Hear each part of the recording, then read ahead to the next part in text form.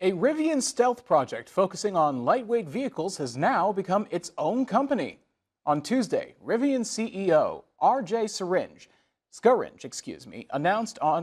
announced that Also Incorporated will become its own business.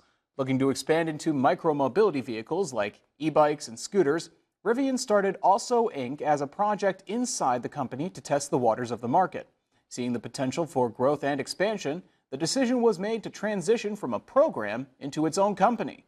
Rivian will keep a minority ownership stake in Also Inc., with Scaringe to serve on its board as chairman. Future collaborations down the road between the two companies are expected. They plan to release their first product in early 2026.